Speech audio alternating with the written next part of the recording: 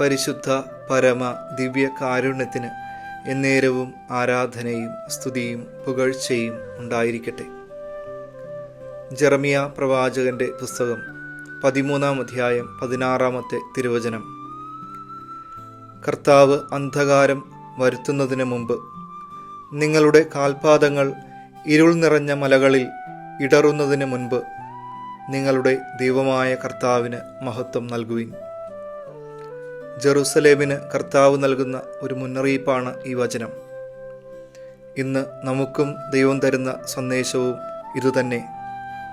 നൈമിഷികമായ ഈ ജീവിതയാത്രയിൽ ഇരുട്ട് നമ്മെ പൊതിയുന്നതിന് മുമ്പ്, പാദങ്ങൾ ഇടറുന്നതിന് മുൻപ് കർത്താവ് നമ്മളെയും ഓർമ്മിപ്പിക്കും. കർത്താവിന് നീ മഹത്വം നൽകണം. ഹീബ്രു ഭാഷയിൽ മഹത്വം എന്ന വാക്കിൻ്റെ അർത്ഥം ഭാരമുള്ളത് എന്നതാണ്.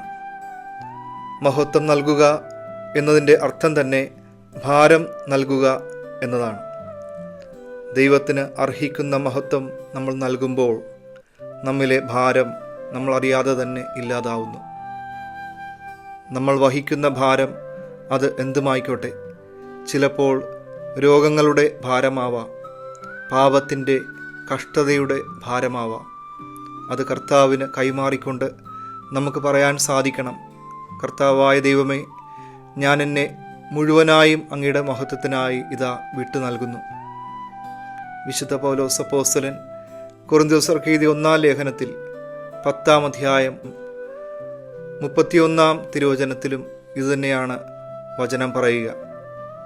അതിനാൽ നിങ്ങൾ ഭക്ഷിക്കുകയോ പാനം ചെയ്യുകയോ മറ്റെന്തെങ്കിലും പ്രവർത്തിക്കുകയോ ചെയ്യുമ്പോൾ അവയെല്ലാം ദൈവ മഹത്വത്തിനായി ചെയ്യുവിൻ.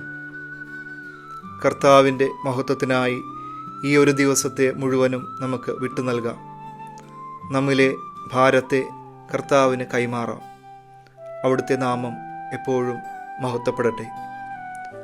സർവശക്തനായ ദൈവം, പിതാവും പുത്രനും പരിശുദ്ധാത്മാവും നിങ്ങളേവരെയും സമൃദ്ധമായി അനുഗ്രഹിക്കട്ടെ. പരിശുദ്ധ പരമ ദിവ്യ കാരുണ്യത്തിന് എന്നേരവും ആരാധനയും സ്തുതിയും പുകഴ്ചയും ഉണ്ടായിരിക്കട്ടെ.